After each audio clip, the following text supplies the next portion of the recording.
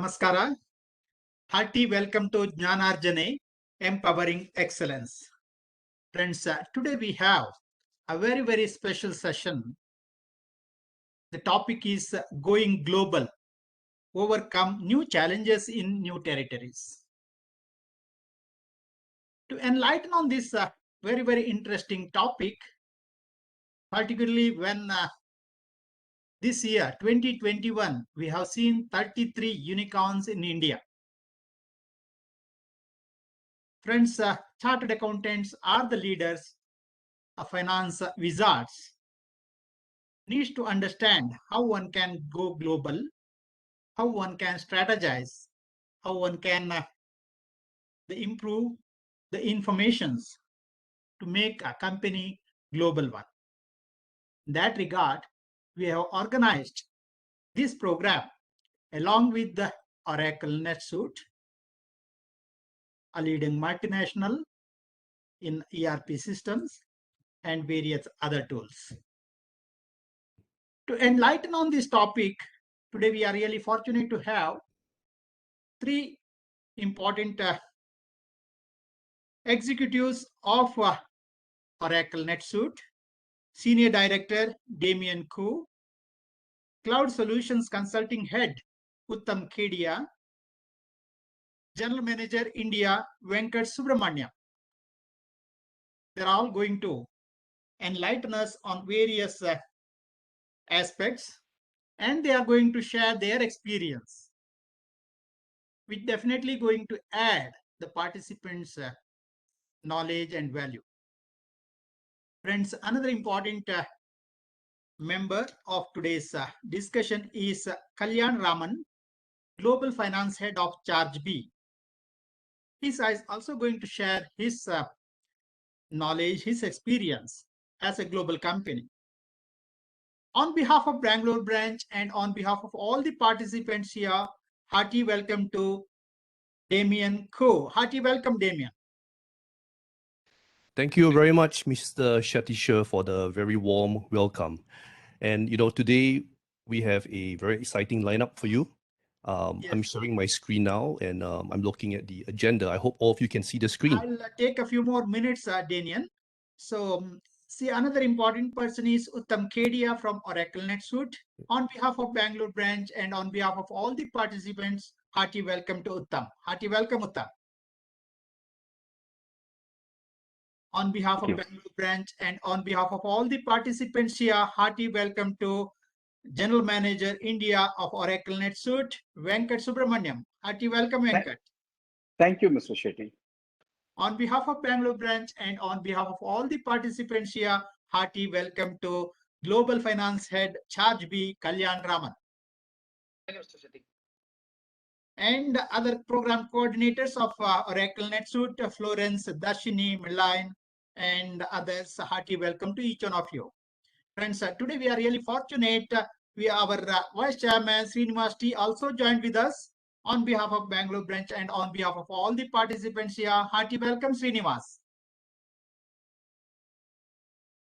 On behalf of Bangalore branch and on behalf of all the participants here, hearty welcome to Panindra Gupta. Hearty welcome, Panindra. Attendees, you are the reason for this program. Your interest, your overwhelming response whenever we announce program, we keep on doing all these very interesting and value-adding programs. Hearty welcome to each one of you. Coming to today's program, the organizations of the future. There are 9 keys to become future-ready companies. As I already mentioned, there are 33 unicorns created in this year out of 75 unicorns of India. Friends, India is changing. Globalization is become an imperative. It is no more an option. There are 9 keys to become future-ready companies are classified in 3 parameters. They have to define who they are and how they have to operate and how they want to grow. When it comes to defining who they are, they have to consider the three important points: take a stance on purpose, sharpen their value agenda, use culture as their secret sauce. Coming how they have to operate, they need to consider these three parameters: radically flatten the structure, turbocharge decision making, treat talent as a scarcer than capital. When coming to how they want to grow, they have to define, they have to take these three parameters, take an ecosystem perspective. Sustainability is challenging. Next is build data-rich tech platforms. The third one is accelerate organizational learning. Friends, we are seeing all these things on those unicorns and all the top companies. Finance, no more a back office work. Finance is become a leader for the organizations, and they have to show the direction. By turbocharging decision making, they have to provide all the informations instantaneously or readily to the managers. And they need to build data-rich tech platform. All the unicorns having all these criteria, that is the reason they are reaching global, they are becoming unicorns, friends. In that direction, today's program is going to enlighten us on many of these issues. With that note, once again, hearty welcome to each one of you.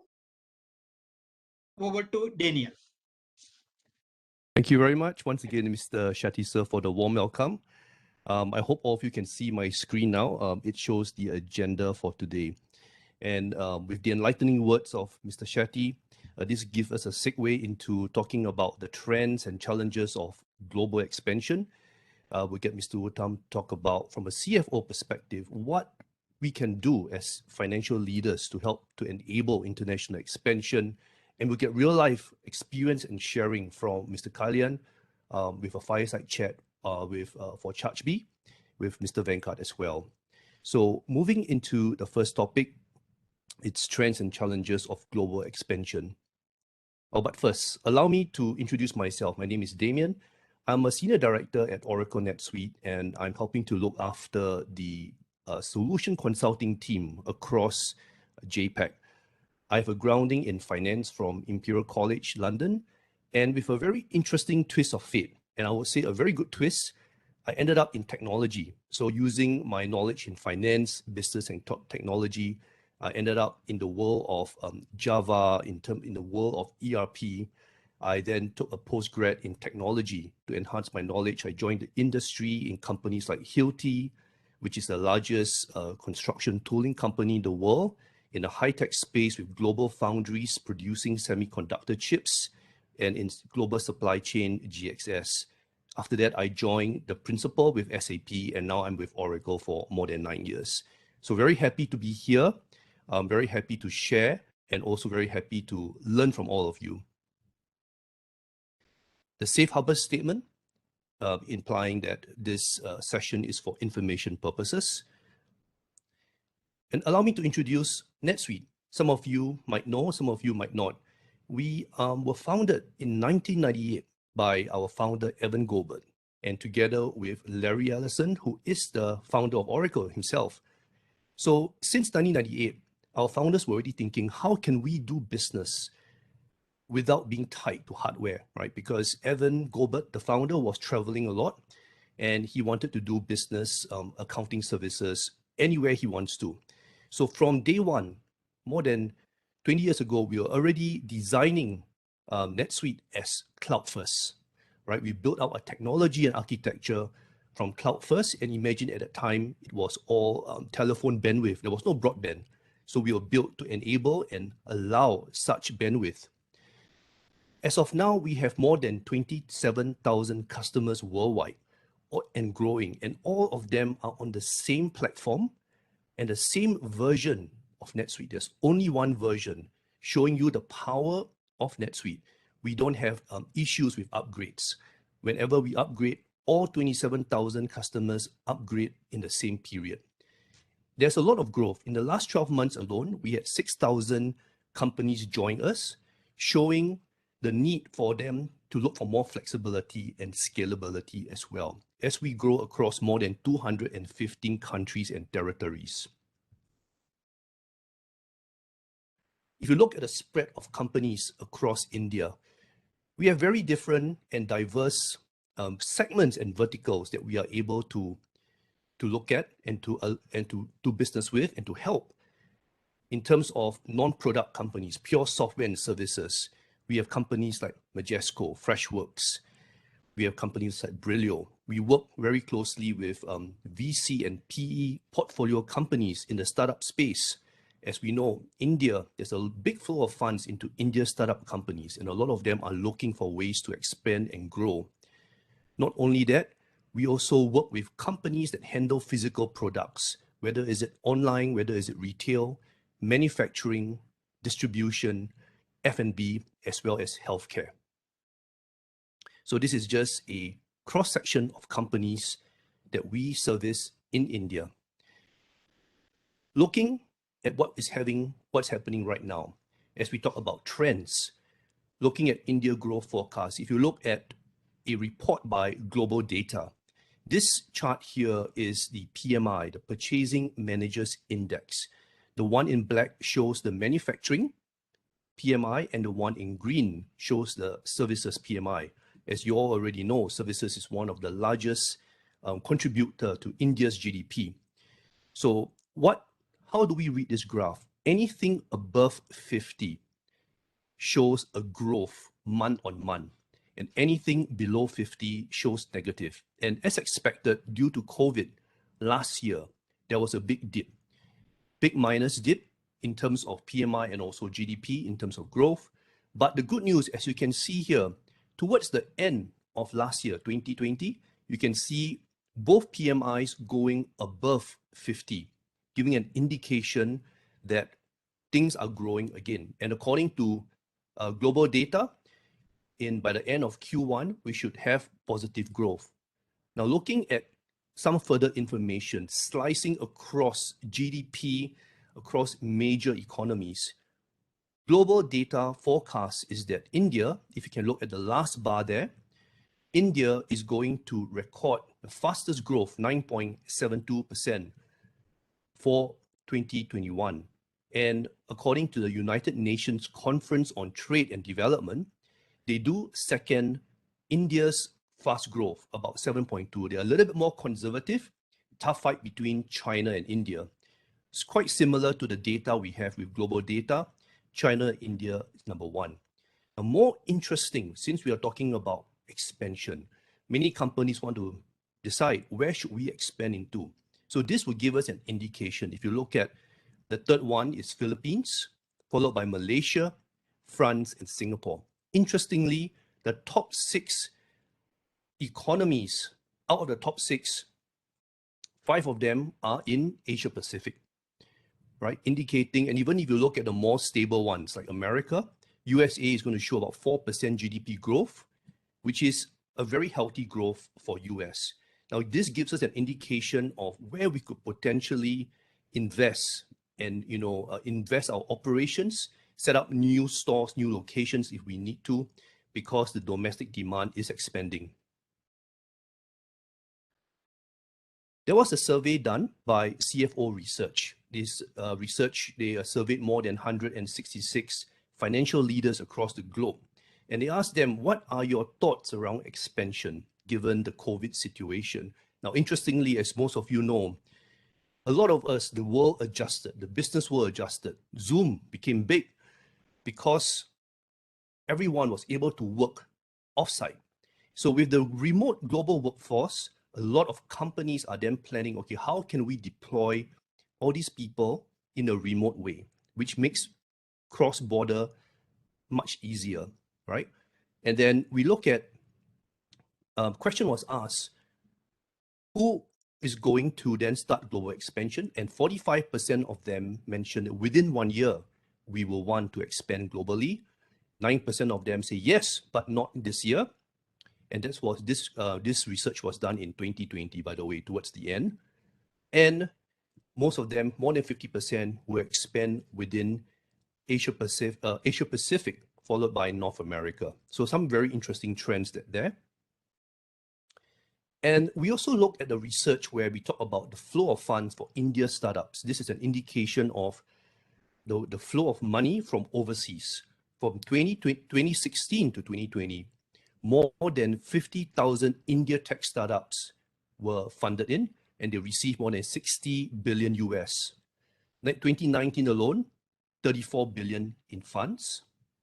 And from January to May in 2020, 17 billion.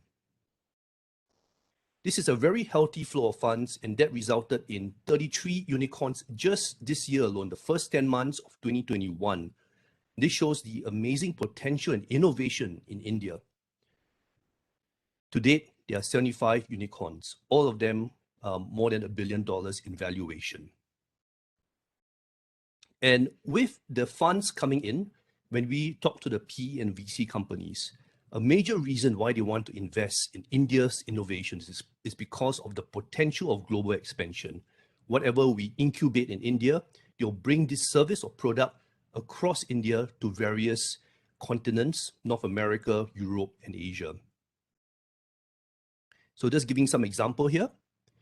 Majesco is a household name. They've been in the business for a long time, very interesting in insurance technology. They have built a very scalable platform, and they're doing a lot of their business now in USA. Because of their innovation, there was an exit with a private equity deal with Thomas Bravo in 2020, getting them listed in US as well. Ola, homegrown brand, good competitor to Uber, doing business across the globe, Australia, New Zealand, UK, and with big plans to expand within Holland, Kenya, Dubai, Israel, and Brazil. Very exotic countries. Freshworks, a nice name there. One of the first software company, the first India SaaS software company to be listed on NASDAQ. Now they have locations in 9 areas across the globe. In another report and research done by Gartner, this one, they interviewed more than 300 finance leaders. They asked the question, great, everyone talks about expansion, but what challenges have you faced or do you think you will face? So based on the studies, more than 23% of them refer to IT issues that they will face and they are concerned about as they expand, and that's quite expected. 50% of them in the entertainment and media space also share this concern with IT issues. In the financial services line, they are concerned with legal complexities as expected. And in manufacturing, education, retail, they are concerned about accounting best practice. And again, as we expand globally, every country will have their own taxation and localization challenges and concerns that will impact the way they close their books. So now giving an example of a homegrown company, Brilio, Darshini, if you will be sharing the video, let us go ahead. Absolutely. Give me a second.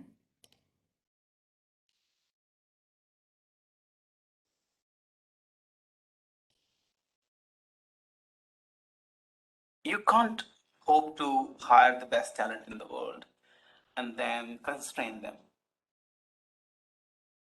The reason that I'm here is because along the way, there were people who recognized the fact that I could do better, that I should do better. Brilio is a technology consulting firm focused on using disruption in technology that we call digital today, and uses that to empower our customers' businesses to stay very relevant. We are based in the US, in Europe, and in India largely. You're growing at this rate, you're opening new offices, practically, every month, etc. How do I have a template that is being followed by everyone, across the globe? I remember having an Excel, each customer-wise, giving a month-on-month, what could be the number probably I'm going to hit. Obviously, you can imagine it's an email-based, Excel, different version, creating lots of issues with respect to versioning itself. One of the earliest decisions when we were born as a company, as Brilio, was to build the underlying infrastructure. And that's when we said we'll be 100% on cloud. The world has become much faster. right, in the last decade or so. For our customers today, in their market, speed, flexibility, all these are extremely important, right? Which means you need platforms which are extremely flexible, which can offer you that. For our people to do well and so that our customers' experience is consistent, it's very important that we invest in tools that will allow us to execute on this very principle. In getting there, streamlining, to helping the organization scale, NetSuite has played a significant part.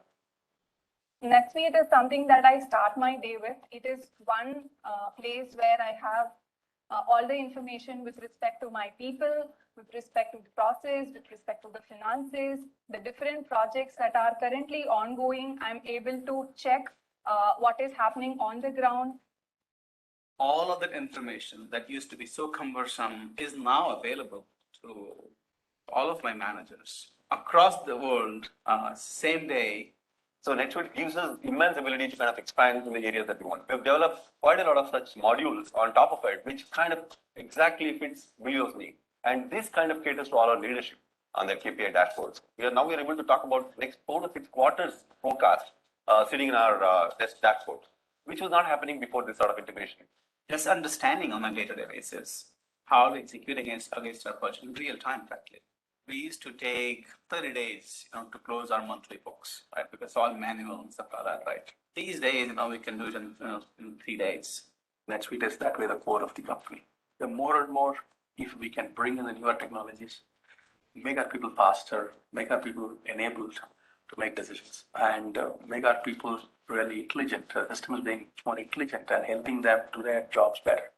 Brilio exists on one end to do these beautiful things, for our customers, but on the other end, to give this experience, to our people that they can not get anywhere else. We want to care about everything that matters to our people. We want to, progressively get better. We want our people to feel empowered. We want them to be very passionate about this. We want them to achieve their full potential here. I think NetSuite, again, I think is going to be very crucial for our success going forward.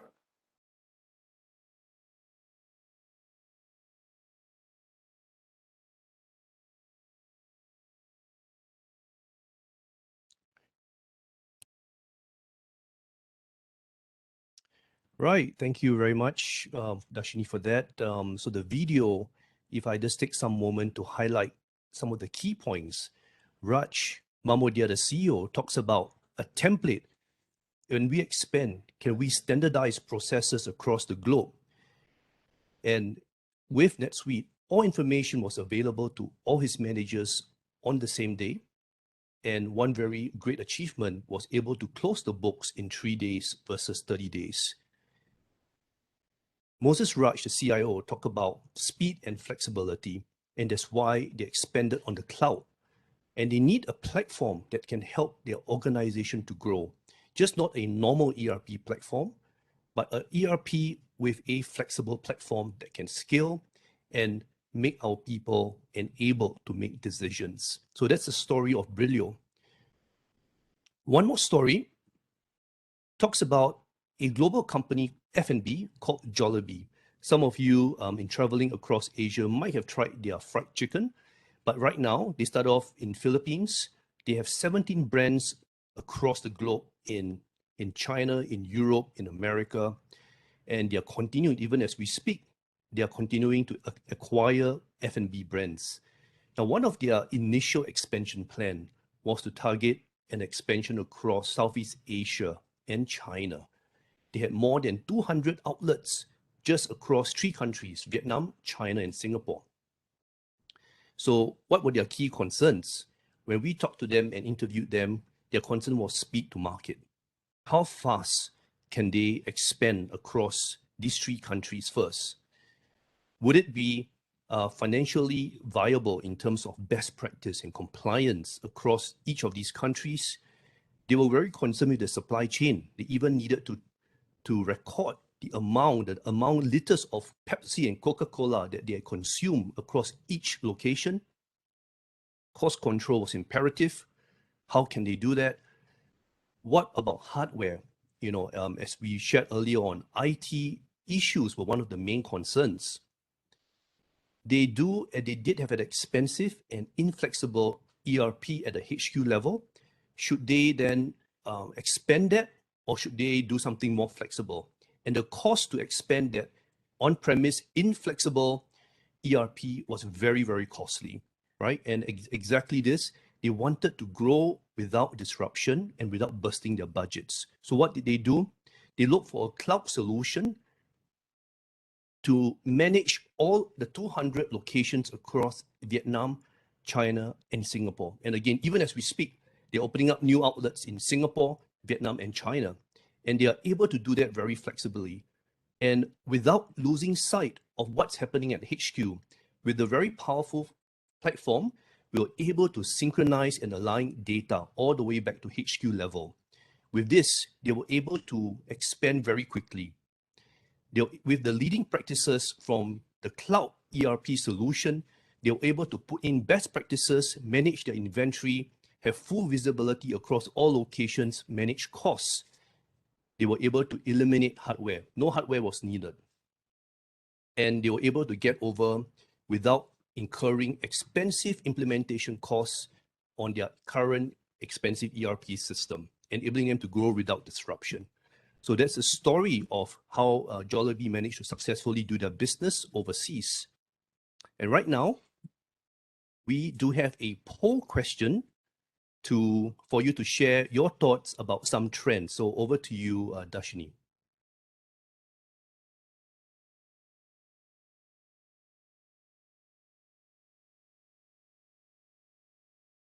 So we'll give a couple of minutes for us to learn from you what your thoughts are, and as I hand it over to the next speaker.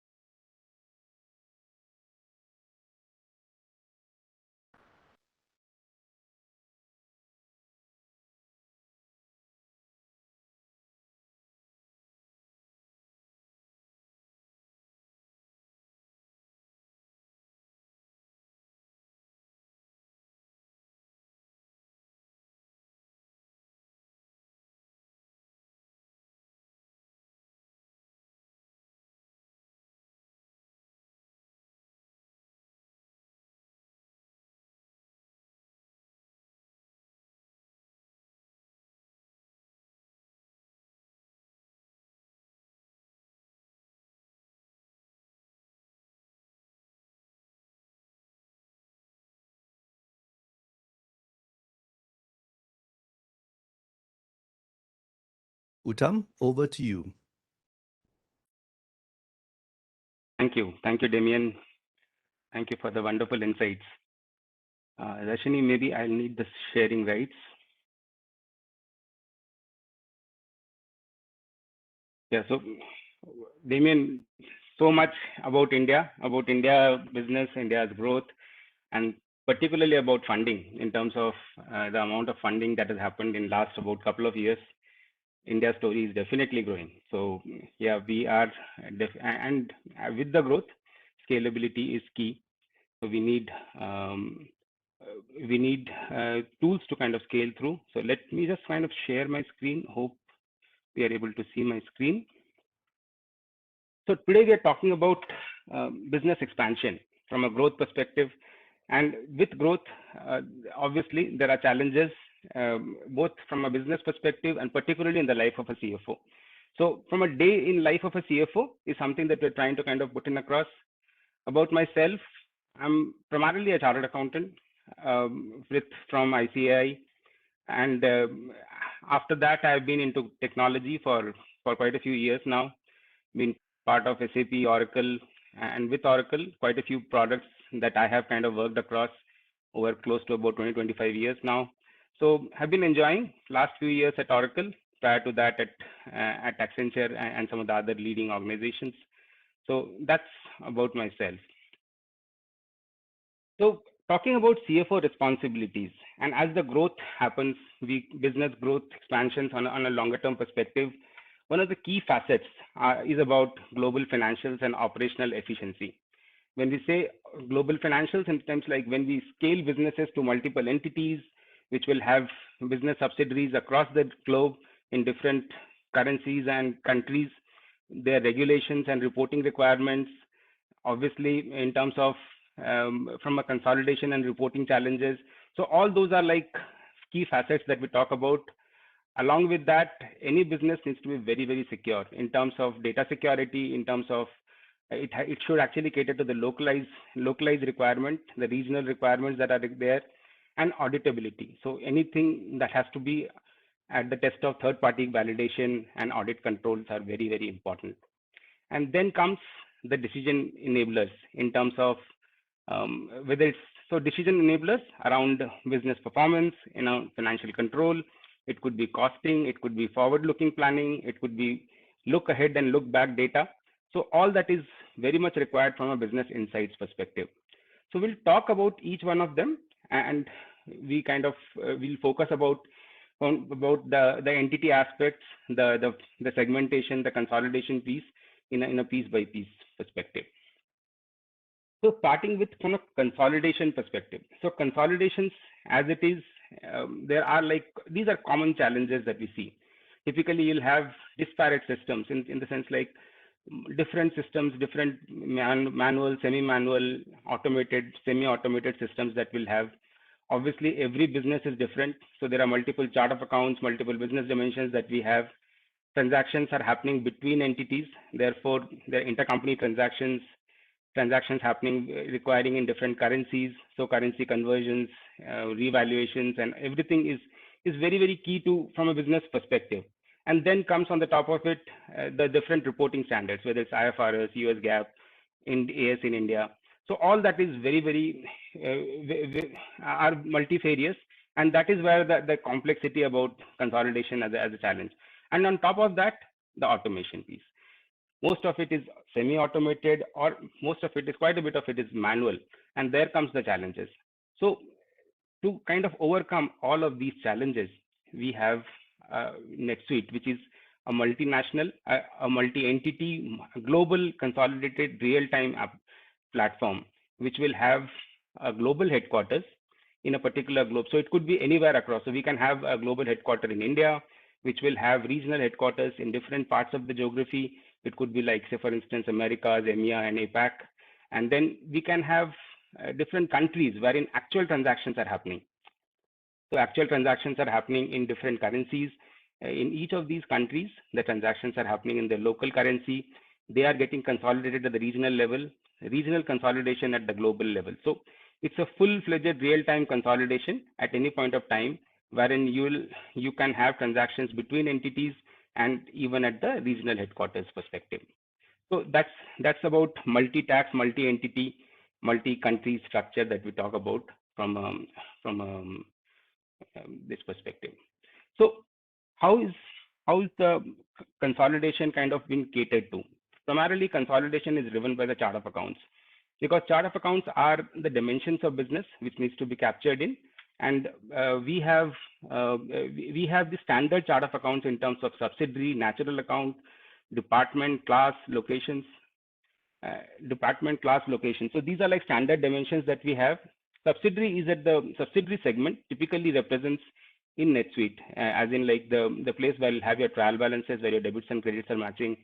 Natural account is account segment wherein you'll have your account segments, whether right from your purchase, sales, or freight and sales expenses. So whatever it is, the natural account segment. So these are mandatory. And then comes your additional segmentation. It could be about functions. It could be about classification of data. It could be about locational tracking in terms of, say, Delhi, Mumbai, Hyderabad. So all that is part of the seeded. And of course, we can change the name and make it as personalized to our own self. And on the top of it, we can actually customize it. We can customize it to include additional segmentations. We can include aspects for transactions which are pertaining to, say, item, customer, project. So anything to do with item or a particular customer or a revenue kind of transactions, we can actually report on a customer segmentation. Similarly, for projects or vendors or employees. So all data is always there, and any of the dimensions can be reported across. We can typically create MIS on any of these things.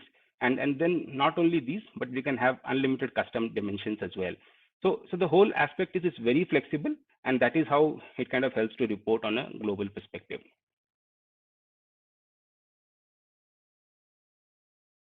we'll quickly demonstrate this through a real life system, in the sense like through an application which is in a live environment.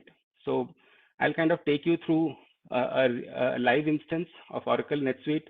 This is Oracle NetSuite's live instance that we have. This again is a role-based access. So depending upon different roles, you have these dashboards, and the access and roles and responsibilities have been kind of outlined. On the top, we have menus and submenus, which will actually drive us to like what is the access been kind of provide. So that's how the entire access is kind of completely restricted, secured, and we kind of maintain the entire segregation of duties for each of these roles and the individuals who's kind of accessing behind this. This entire dashboard is kind of a day in life of the individual. So here we are actually talking about, say, controller's access, so financial controller. And this is just an imaginary perspective. In the certain info tiles which are talking about, say, reminder screens on the left. So this is more like a day in to-do activities that we have. Then there is a subsidy navigator, which primarily drives a lot of it in terms of what is it that we are accessing, how is it that we are accessing. So for instance, the subsidy navigator will have different nodes that you can see. So you can make it out that parent company is the topmost node, wherein the consolidation at the global level is happening. Then there are like regional headquarters. So as and when I kind of change each of these nodes, you will see the entire screen changing. So as a result, when I'm actually selecting Americas, you will see the data is completely changing to Americas. So I get only American specific data. If I change it to APAC, again, it will change it to that particular region itself. Similarly, so on and so forth for EMEA and other regions. So the whole idea is it's very, very intuitive and very, in the sense like very completely real time. And you get all the data pertaining to that particular region wherever we are kind of selecting. And at the same time, any particular global data is at the parent company level. So that's how this is completely real time. So entities, transactions can happen between, say, Canada and US, and those are like intercompany transactions. The elimination transactions will happen in elimination entity, and all your clearing accounting entries will happen in this elimination entity. So whichever entity or whichever node that we actually select across, the entire data set and the entire perspective belongs to that particular data that we have. So let me just select global, because that will help to understand from a holistic perspective. There are a lot of info tiles that we have. Let me just kind of talk through some of them. Say, for instance, if we have one of the key things in terms of like there are 23 sales orders to approve, some of the bills to be paid, to be approved, invoices to be overdue. So if I select any one of a single particular thing,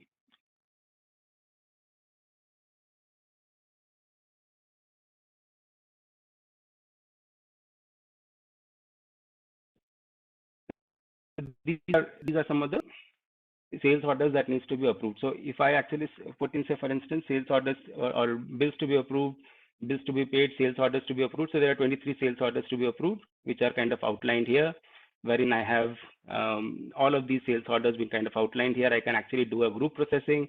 I can take an individual particular transactions and kind of work on that. So it's like I can get in, if I actually open a single transaction, it will open a sales order, something like this, wherein we'll have a complete sales order starting with a sales order number, the customer details. So this is the master data, and I'm training from the budget, but which currency are we talking about, which location are we talking about, any other reference in terms of which PO against which we are attacking. So the relation data, any plus. So this is sample transaction. I'm just trying to kind of put in across as to like how our transactions been kind of processed. And then there are like sub information in terms of the item, contract. So these are like, again, whatever the key aspects of a particular sales order contract typically will have either an item or a service. Each of these elements have been kind of outlined here, wherein you'll have your rate and price. There could be discount elements. There could be terms of contract. Typically, if it's a SaaS item, you'll have a contractual term, typically for a 12 months kind of a thing. It could be upfront or on a delayed basis. So there are different payment schedule and billing items that can actually also be kind of attached to that. And all of it is kind of helping us get is required from a sales orders amount perspective, and which is typically this amount. So this is the summation of all these 3 line items. These particular sales orders can be processed ahead. We can actually do a lot of other activities in terms of it can be emailed, there could be an impact from a GL perspective. So all that can be viewed in here. and at any point of time, you will get a status of that particular transaction. So next, this has to be approved. And finally, once we approve, it will process ahead and it will clear out of our queue here. So that is how this entire dashboard is completely intuitive. So from the dashboard itself, you can drill it down to the last level of transactions. Then there are like KPIs that we kind of imagined in terms of the KPIs that are there in the system in terms of sales, purchase, expenses, revenue, receivables. All of this is again a real-time data. So at any point of time, we can select and it will open the entire set of data from an expenses perspective. So we will have these entire expenses and income statement opens here. So the income statement will have all those revenues and sales items and expenses items. So at any point of time, I can open any one of them again to get to the list of the actual transactions that we have. And so the whole idea is like this particular dashboard in terms of the KPI gives you an year-on-year or month-on-month, period-on-period comparisons. They can be also displayed in terms of a graphical analysis. So all of these info tiles can be also downloaded, can be actually can be configured into different framework as well. So it could be monthly, quarterly, whichever way that we want to put it across, and they can also be downloaded for our presentations as well. So in different formats that we can download it, and these are all again real-time data that we have. So and this can again this entire KPI dashboard itself can be set up across. So for instance, we can set this up, and there are more than there are standard KPIs, and there could be a custom KPIs as well that we can build in. So so that is how we have like sales, expense, revenue, receivables, cash flows, and all. And you can define your different time frames, and you can get an analysis on a period-on-period perspective. So that's how we kind of built in across. And then there are different other modes as well in terms of the payables as a trend that you see. So any particular specific trend that we may have, we can actually define this again on a quarterly, monthly basis. They can also be represented into different time frame and a different representations. There are a lot of search options, so that can be a thing. There are KPI metrics in terms of whether it's forecast or an asset or an operating cash flow. All of that, again, there is a fairly long list, and we can take any one of them. This will kind of also represent in terms of whatever we have. There are many other ways that we can actually kind of track our either transactional data or or different kind of reporting data, I would say, in terms of it could be a trend analysis, it could be a reporting thing or a list of records that we're talking about. So that's the whole beauty of this entire dashboard. It's very, you can personalize it to your own requirement, the way that we want it. Say for somebody who's tracking margins, the entire thing is kind of built in based on a particular formula based. So the way that we normally calculate our margins in terms of revenue, the cost of goods sold by revenue, and this can be further scaled up. For instance, if it's like working capital or any other metrics that we normally use, they can all be very, very easily defined across and can be used in across from our system perspective. So moving on, there are like, yeah, again, you can actually have very, very, in terms of very specific thing in terms of like top 5 customers by profitability. So if you have a refined search as well, we can create one, and then we can put it different time frames. They can be also represented also, and they can be represented in different formats wherein you can see actually like who are your top 5 customers from a profitability perspective, and they can be for different time frames that I can have it as well. So that is again there. And but see, on the top of thing, we have these menus and submenus, so which is a whole list of access things that we have, but we can actually always create a short list in terms of who gets to access what, and if there is a particular dashboard that we need to have. So if it's for accounts payable or somebody who's like at a CFO perspective, there are specific things that we need to kind of access in list of transactions, list of master records, and the reportings that are required. All that can be very, very easily outlined and can be defined from a system perspective. Again, there are a lot of other items in terms of recent records and certain other items that we can look into it. They can also be defined in terms of what are the things that we have accessed across, what are the key records that we have accessed it. So though it has been very, very intuitively defined in terms of how do we access the last records. These are like 8 or 10 transactions that we have accessed in last. So if somebody is working very closely on a particular transaction, you need not kind of go through this entire thing. You can come here, open this particular transactions, and it will open the particular record here. So that's the whole beauty about the dashboard that we have.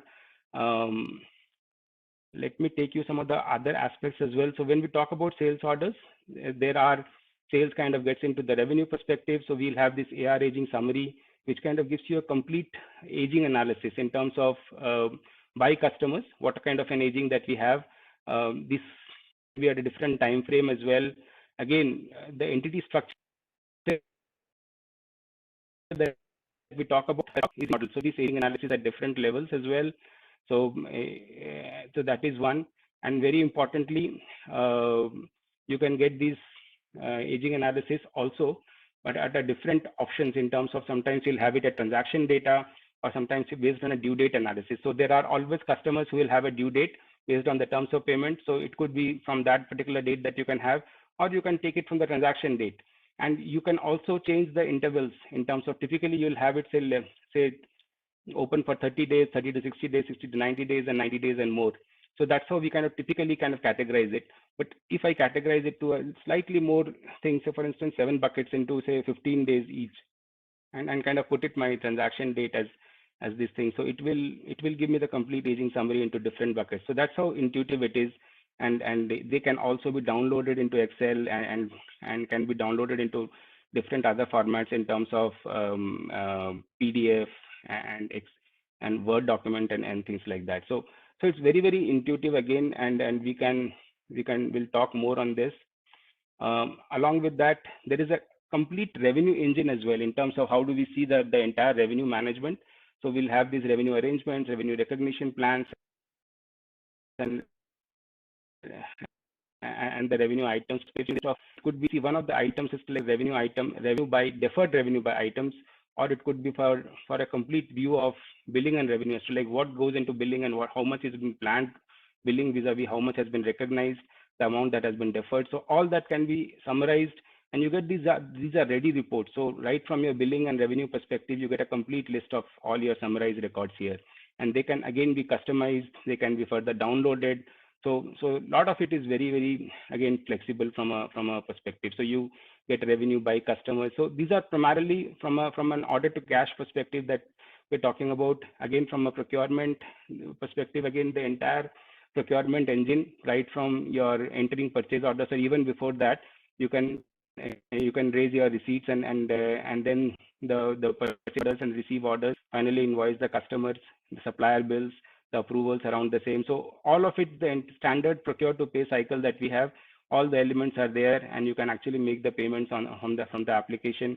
The vendor billing, again, this is more like, this again is a report. This report can be outlined into different formats. This can be downloaded. This can be represented into different formats as well. So those are like some of the, again, very key features. Again, based on our own requirements, we can fine tune it, and we can extend it based on our own requirement. Just a sec.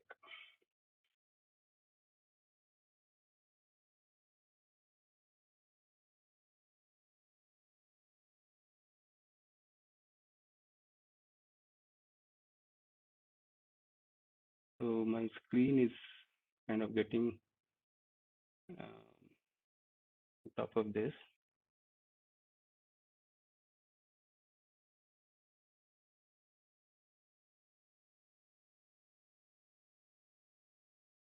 Why is it?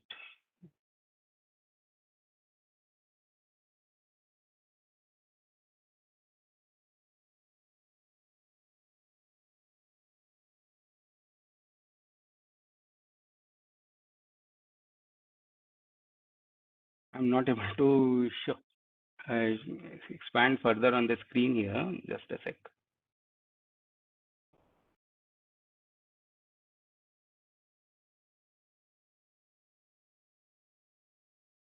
How do we hide this?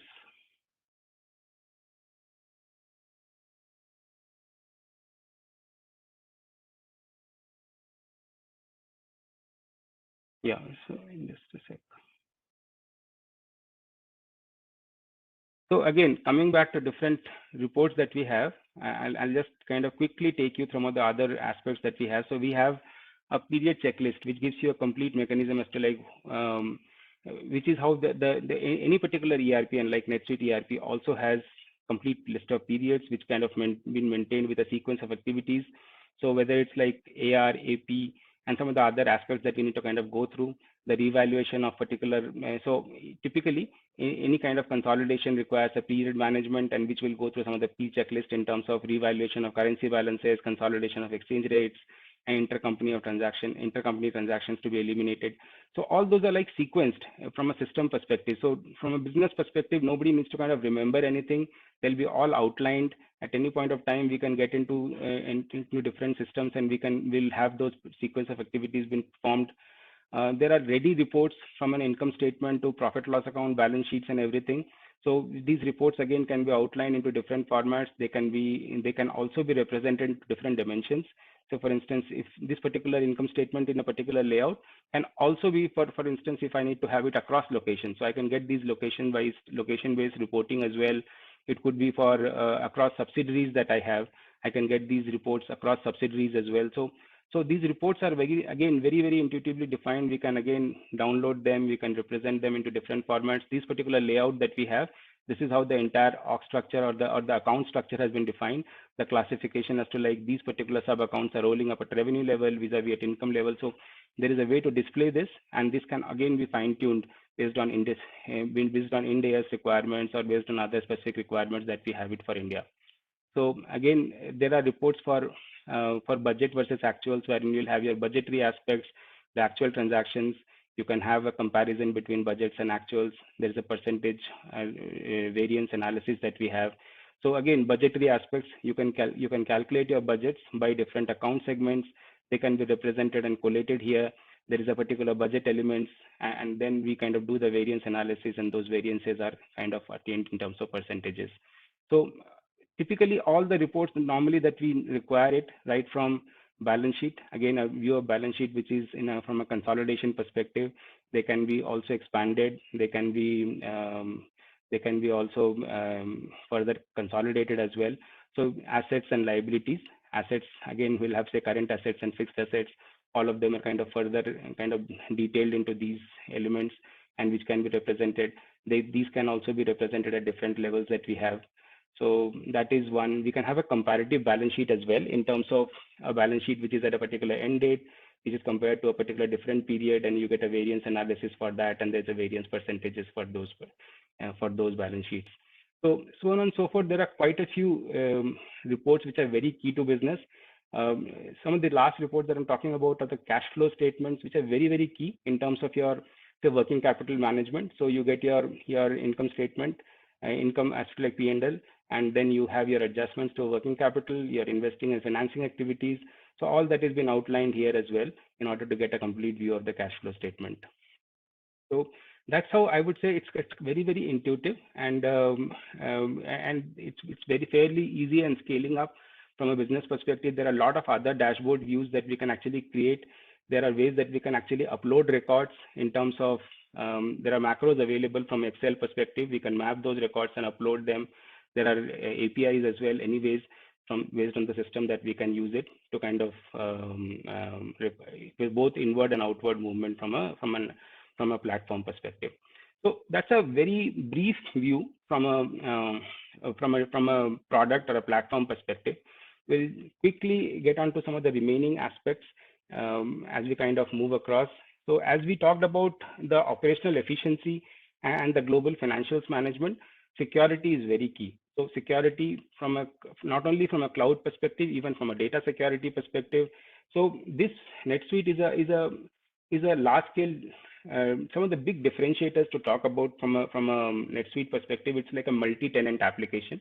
So it's a single release across the globe, which will have a complete VPN access for the business that we're talking about. We have offerings which are time bound. So we have 100-day offering, which is very much kind of successful from a suite success methodology that we use it. It's completely SaaS based and a subscription model that we have. NetSuite is accessed from, it's completely mobile enabled. So therefore it can be accessed from anywhere, anytime, also web enabled. So it's fairly easy to access. And most importantly, no business downtime. So completely automated upgrades, no business downtime. And that's what it makes a secure and a world-class operations to kind of talk through. Again, being on the cloud, it's fairly scalable, fairly easy to scale. We can access it from anywhere. You can define your entities. They're all prospectively, both from a business dimensions perspective or from a reporting perspective. They can be easily scaled up, very, very secure, availability, and automatic upgrades. So those are some of the key aspects that you've already spoken. Again, from a data model perspective, whether it's masters or transactions, they are across the platform, they're available and very friendly from a customizations or an integrations to a third party's ecosystem. So those are some of the big differentiators, again, from a NetSuite cloud platform perspective. As we kind of talk through some of the security aspects, these are some of the certifications that NetSuite has, whether it's like PCI DSS or US Safe Harbor or say AICPA SOC. So these are some of the certificates that you just kind of outlined, whether it's ISO 27001.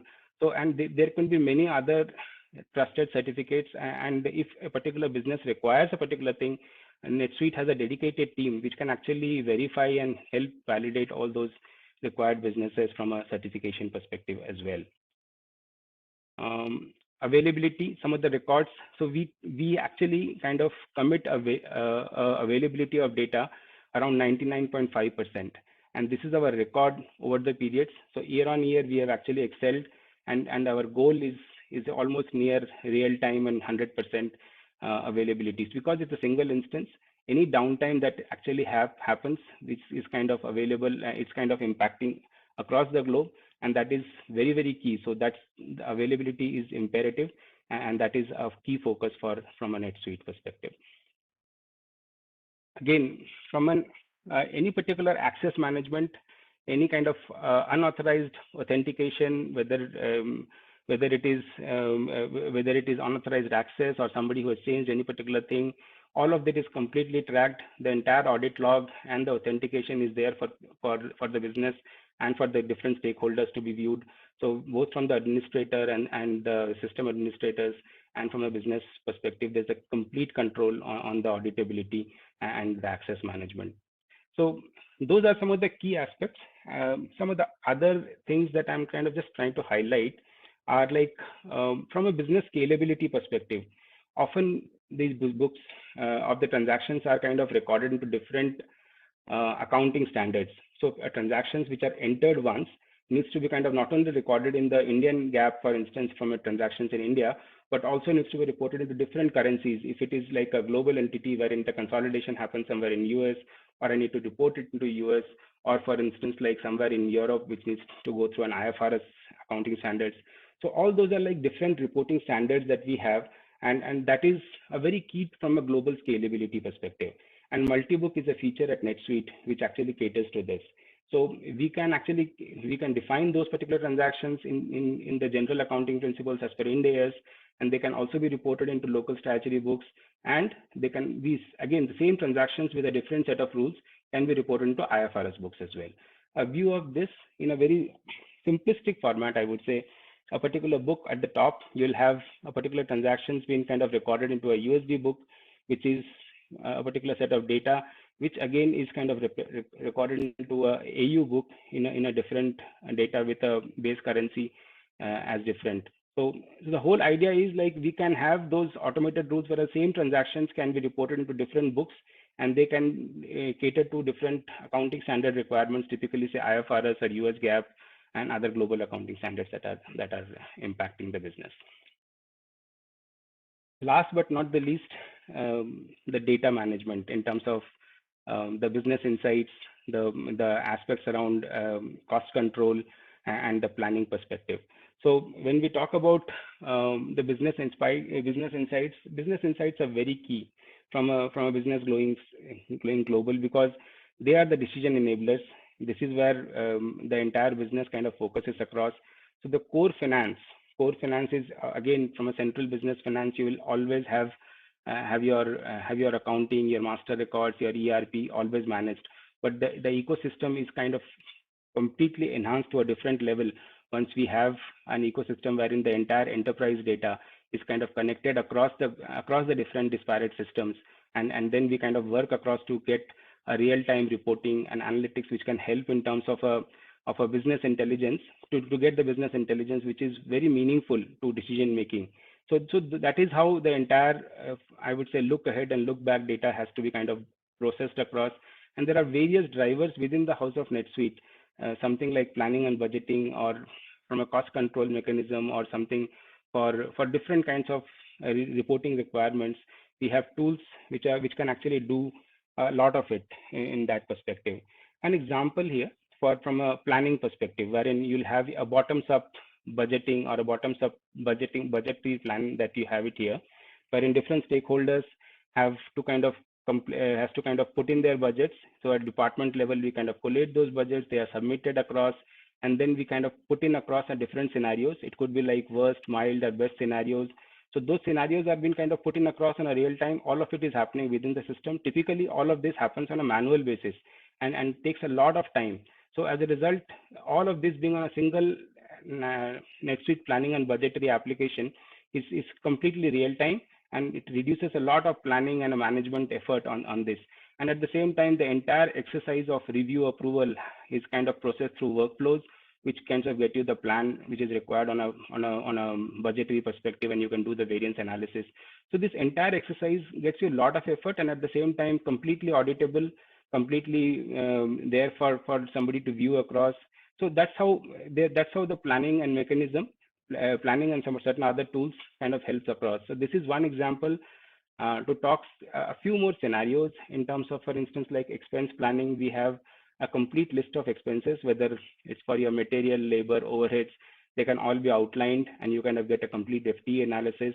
So they can be represented in different formats. Most importantly, they are collated, they are recorded, and then they're collated, and it can be depicted into from a trend analysis perspective, as to like period on period, how is the total expense kind of going across, how is my FTE moving across, my direct expenses, material expenses, and most importantly, the period on period analysis for a particular dimension or a metric.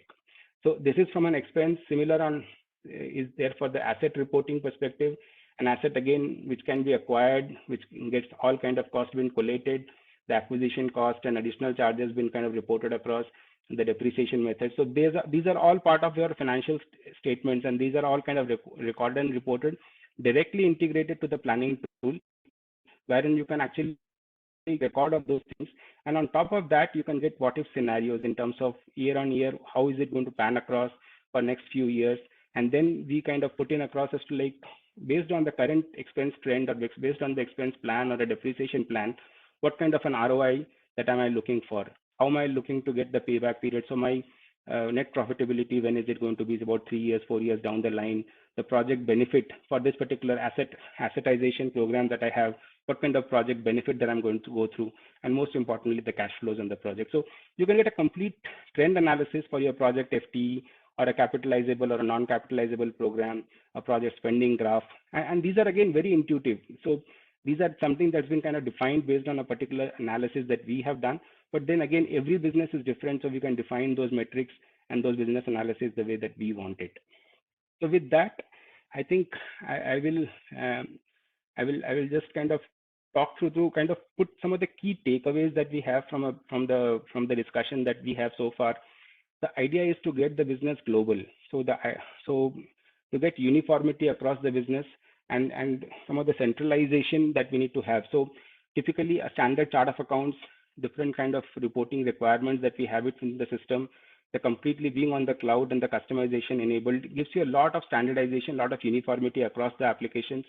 Reports and reporting metrics and visibility across applications, again, gets you one of the most key important thing I would say is like audit as an exercise is cut to half. So data which is completely secure gives a lot of validation to the third-party stakeholders. It's always available, it's always secure, and most importantly, it's maintained by Oracle. It's completely, there's no business downtime. So from a business perspective also, you're very assured in terms of scalability and from a growth perspective. So that's a broad message that I would leave from a NetSuite's presentation that we have. We have a complimentary consultation, which is as well for anybody who wants to connect with NetSuite. You can please scan through this particular QR code, and with this, you will be able to register yourself, which can help to connect free access in terms of business assessment and the next steps that we need to take from an automation perspective. So that's from the house of NetSuite, a complementary offering that we have so far. And I'm sure there's a link as well.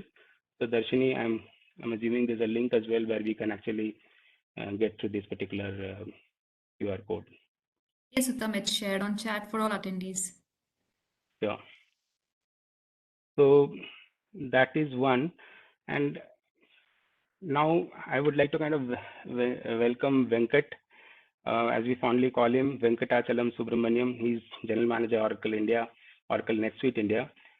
He's the one who's heading NetSuite now for the last couple of years. Immense experience, not only from sales and business management, but also from a technology perspective. So he's a technology stalwart, has been in the business for quite a number of years, and his credentials are there for us to kind of validate. So let me welcome Venkat, who will have a very interesting conversation with one of the unicorns in business that we have from ChargeBee, and will take us forward. Venkat. Thank you. Thank you, Uttam. I think, thank you, everyone. Good evening to all the audiences and the panelists. It was a fantastic session for last hour or so, few minutes. Thanks, Mr. Shetty and Mr. Srinivas and Damien and Uttam. Quite a good insights that we were able to get it. And I'm only glad and privileged to be part of all the finance leaders. Just that I'm a business person, but I had a privilege to work with a lot of financial people and the last two and a half decades. So I'm more than happy and really learned a lot from all of you.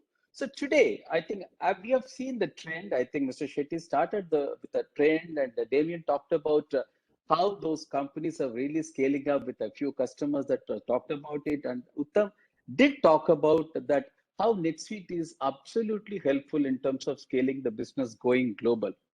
Now, I have the privilege of talking to one of our unicorn customer, ChargeBee, and we have Kalyan with us today. And Kalyan is our kind of a person who have a strong finance domain knowledge with about 10 years of experience in the corporate and finance function, and with a ChargeBee more than a year or so. And prior to that, he was with Cognizant, Wipro, and TVS, and of course, a chartered accountant from ICAI. Is a commerce graduate, and he has done an advanced diploma in management from UK as well. One of the strongest person, and I think he's very instrumental in driving ChargeBee to the go global. I think let's have a very fun kind of interaction, because we wanted to make sure that a live customer talking how they've been really benefiting out of NetSuite, but at the same time, we also need to understand that what was those business challenges and demands that ChargeBee was put by, and how Kalyan and team were able to overcome. So with that note, welcome Kalyan. Thank you for being part of today's webinar. Thanks, Venkat, and thanks for the kind words. It's always a pleasure to meet you, and it's always a privilege to be part of this ICAI NetSuite webinar. It's a wonderful situation wherein, you know, I'm kind of representing both NetSuite from a customer's perspective, and ICAI where I'm an associate member by virtue of being a chartered accountant. Excellent, Kalyan. So Kalyan, I think while I gave a little brief to the team, but it's more than happy to hear from you. Maybe talk about little about you and also about ChargeBee. That's very interesting, because most of our audience today would like to more about you and also what you do at ChargeBee, Kalyan. Okay, so I think you've given me a wonderful intro about my background, qualifications, and my prior experience. I'm the financial controller at ChargeBee, taking care of the controllership function, responsible for maintenance of books, automation, and financial reporting. So if I have to probably give you a quick view about ChargeBee, ChargeBee is a product that sits at the heart of every subscription business, combining billing automation, subscription management, revenue analytics into one central hub that, you know, kinds of keeps your revenue cycle spinning very, very smoothly. And ChargeBee platform enables your subscription businesses to capture, retain, and maximize the revenue opportunities. We've been in, I mean, it's been a little more than 10 years since the company was founded by Krish, Rajaraman, KPS, and Thiagu. And we were happy to reach a very important validation when we achieved our unicorn status from a valuation perspective in April 2021. Excellent, Kalyan. In fact, that's an amazing story, isn't it? Moving into the unicorn stage and providing those subscription services to the global customers. I think that's a fantastic, and we are so happy to be your partner, Kalyan. What are some trends that you see of late in the industry, Kalyan? Okay, so the most obvious trend is that the entire SaaS industry is just booming and it's growing at exponential rates. That opens up a lot of opportunities for millions of companies to tap from this specific market and come up with some brilliant ideas that we would have never thought about in the last probably 5-6 years back. And the biggest trend is that the rise of innovative SaaS products which have come up and have also managed to scale is something that's extremely satisfying, and so happy to be a part of that. Excellent, Kalyan. I think now you've been in the corporate finance for more than 10 years and working with the various technology companies such as Wipro and Cognizant. What would you say that the key challenges that you face to manage the global finance teams, considering these companies have presence all over the world to manage finance out of India? Okay, so in companies like Wipro and Cognizant, they've been my predecessors who've been like pioneers and stalwarts in setting up processes and workflows that work seamlessly at a scale of about say $10 billion and $16 billion of revenue. Might not be exactly close to the numbers, but yes, that's the kind of scale that we're probably looking at. The biggest challenge was the fact that how quickly do we understand the business? How quickly do you even start adding value, not just as a finance person, but more of a strategic business finance partner was the biggest challenge. Gone are those days where the business leaders just look up to finance people for just providing financial related information. Now everything is automated and comes to the screen at a click of a button. I think Uttam's done a fantastic view about how NetSuite has automated a lot of things. So the way the finance person outperforms the business or the sales or the delivery team leaders in terms of the business understanding along with analyzing the impact of the financials is probably the biggest challenge and the skill set that every aspiring finance leader should probably look out for. Yeah, you bring up a very valid point, Kalyan. Finance roles have certainly evolved over a period of time. And CFOs today are expected not just a finance reports or an experts that they can talk about it. I think they are very, very actively taking part in the strategy. So they've been considered as a strategist as well, isn't it? Absolutely, 100% true. Just to give you a quick example, a finance person should probably be very innovative in terms of coming up with new pricing models and also at the same time understand what is the impact of these new innovative pricing models in terms of a revenue recognition as to what your US GAAP or your IFRS or your Ind AS talks about. And understanding the areas that will impact the profitability of the business is something that every finance leader should definitely be should probably take care of. Yeah, absolutely. Great. Thanks, Kalyan, for sharing these details with us. Very insightful. I'm sure many of our audience today would be going through the similar journey what you are going through as well, Kalyan. Now let's talk little about ChargeBee Global Finance Management. Audience, I think what we wanted to do with Kalyan right now, I want to add a little more fun to this entire conversation. And since I started that I'm not a finance person, but I wanted to have a chance to be a finance person today. So what I thought is in a sessions today, Kalyan, can we do an interaction where I thought that I will play as your CFO, and maybe you can share about your insights, and let's see how the discussion on our NetSuite and how you have implemented. Can we go ahead to that? Okay, sure, Venkat. Sounds like fun. Yeah, so I got a hat, Kalyan. Hope it's okay with you. So I'm going to be your not a boss. I'm a CFO today. Hope it's visible to all of you. Okay, so Kalyan, now I'm your CFO. Okay, so hey Kalyan, how are things at your end? Hey, all good, Venkat. Had a few important updates to give you. Thanks, Kalyan. Thanks for making it time today. I wanted to discuss and on see how the NetSuite implementation is going on. What kind of ROI that you're able to derive out of that? Of course, the overall team and I have probably gotten a little more efficient and productive with global operations with NetSuite. Okay, so excellent that. Okay, can you elaborate a little bit on exactly what are these key processes that we have streamlined so far with the NetSuite, specifically on the challenges that we were facing while managing our subsidiaries in India, right? Which is talking about some of them in the Amsterdam and Australia. Okay, sure. Let me probably quickly summarize the challenges that we encountered. And what we've done is that the standardization of processes at a global level is definitely the key. And with minimal customization to adapt to local countries' requirement. And once the processes are probably standardized, we need to automate these processes through the ERP. And we've been constantly fine-tuning on the automation to accommodate as many use cases as possible. We're pretty cognizant of the fact that we can never probably automate 100% of the use cases, and there'll always be outliers. But we've been pretty satisfactory in terms of the overall results that we've got in terms of be it our AR, AP, RevRec, fixed assets, automation and consolidation inside the ERP.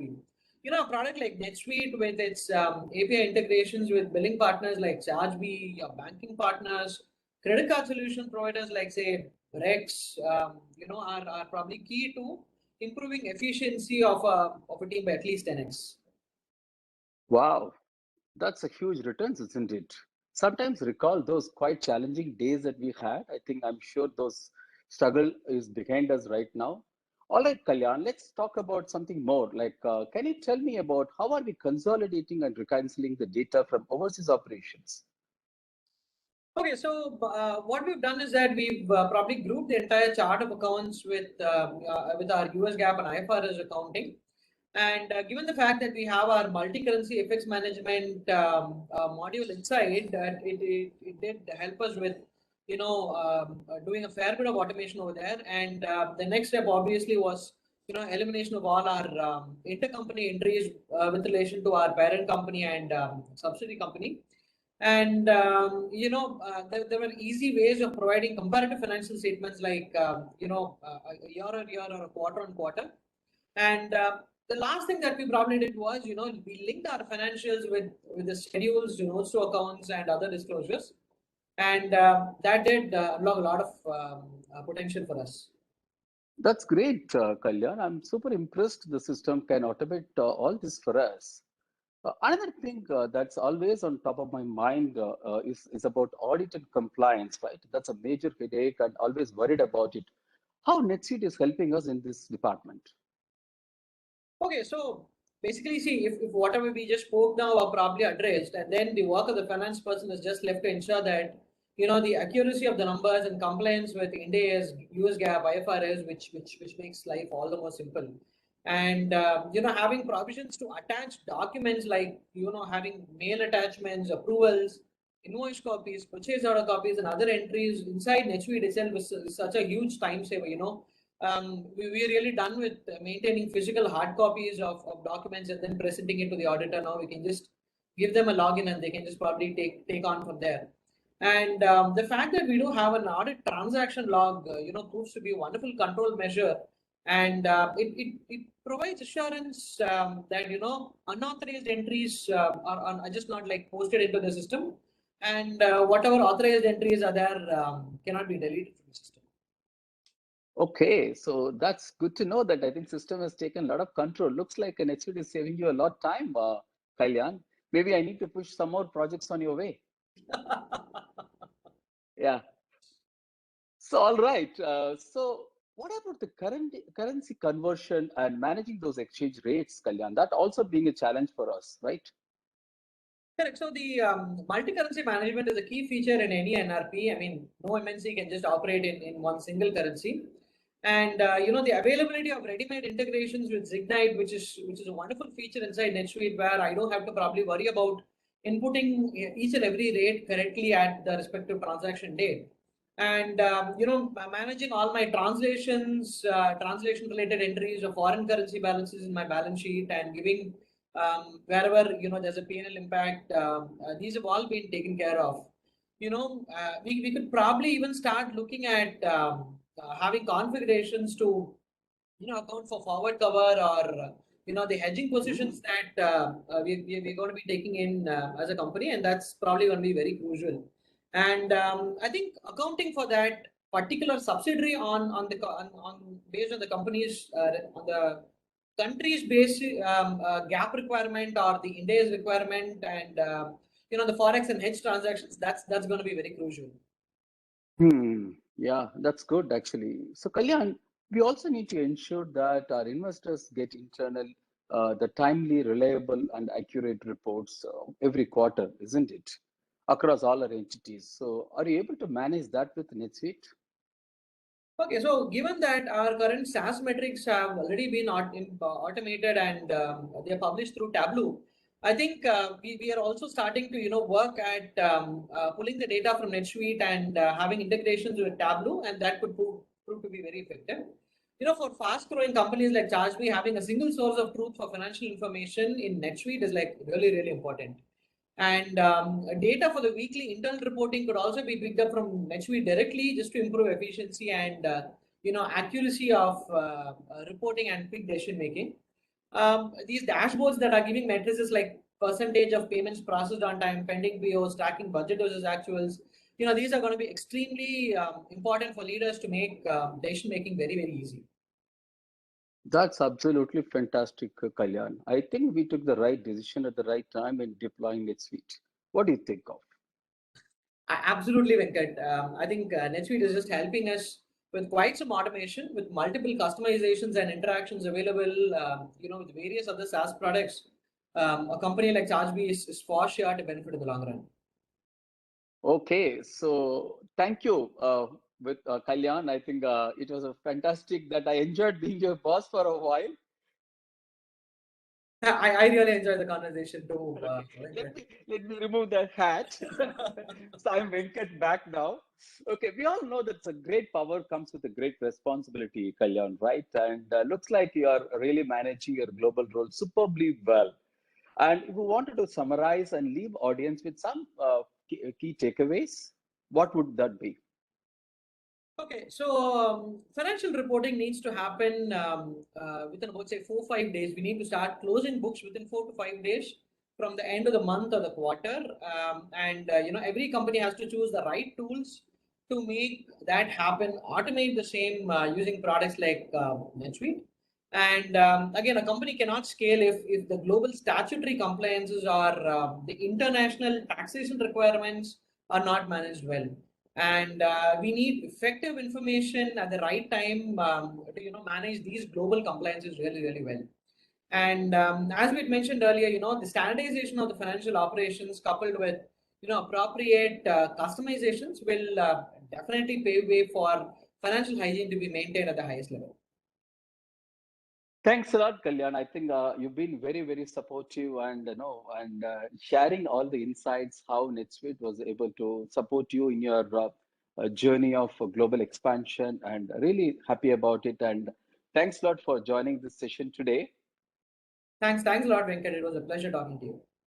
Thank you so much. So with that, we are ending the fire chat with Kalyan. It was quite an exciting interaction, like always, not only today, like whenever we get a chance to speak, and always like a lot of smile there. And thank you, Kalyan. And so audience, I think as Uttam said in the past as well, so as you're aware that I think it's a product that is meant for those companies who are all fast growing and really growing exponentially. Few customers, we talked about it and how they've been benefited of NetSuite. And here, I think we would like to share these thoughts and maybe share some of the consultancy to the potential customers as well. And so if anyone of you would like to avail this complimentary consultation, please scan this QR code, which is available there, and we will reach out to you and check with you that what would be the right thing for you to do, because end of the day, you are in the progress of growth. So have a look at it and probably can scan this particular code. Also, we have the Q&A session coming up, and ready to take a couple of questions as well. If anyone wants to ask any questions, I think you have so many panelists you have seen. We have customer Kalyan available, then we have Uttam, who's a solution consultant, we have Damien, we have Mr. Shetty, and I'm available, Venkat. Maybe you can shoot out some questions, and let's have some answers as well.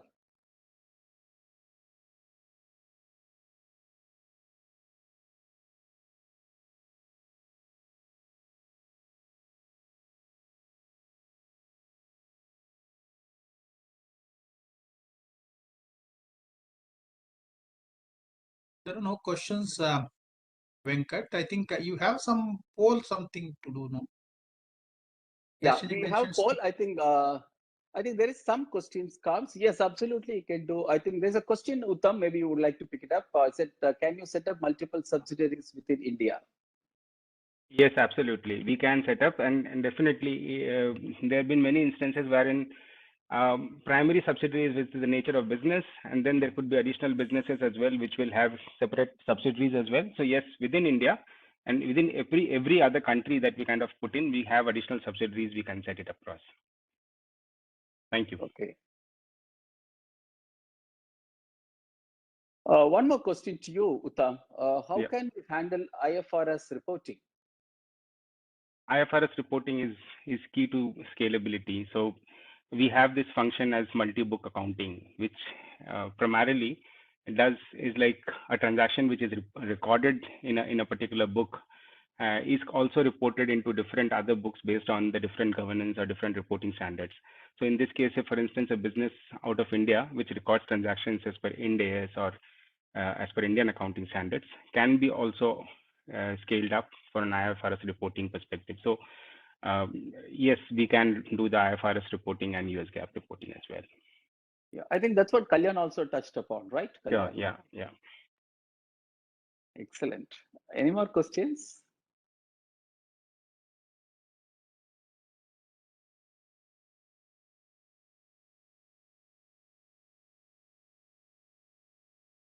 Okay, so I think the questions, I think team, you all know that available, and audience, I think feel free to reach out to us, to the Institute as well, whenever you feel anything that need to be answered, and we are more than happy. And definitely I wanted to mention that the survey that we have taken during the mid of this particular webinar, it will come back to you to your email IDs. With whatever the outcome of that, and definitely we will be sharing it with you, because that's an interesting insight that we have drawn out of all of you today. So we will do that, and definitely I think it's a kind of an 1 hour and a half session, 90-minute session.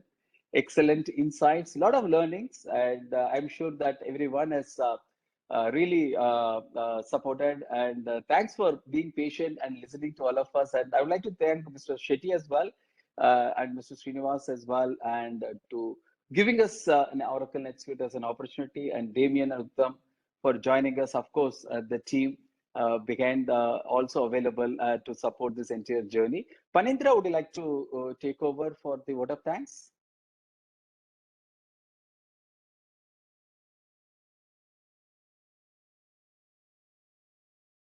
Yeah. So it was really indeed a very value-added session, and everyone enjoyed the session. So really, it will be helpful for all the businesses who are looking for going global. And on behalf of Bangalore Branch and entire managing committee of Bangalore Branch, I wholeheartedly thank you, the team of Oracle NetSuite, Daniel sir, Kalyan Ram, and then Uttam, Venkat. So thank you one and all the audience who actually participated for today's session. So thank you one and all for the wonderful session. And so thank you once again. Thank you, Panindra. Thank you.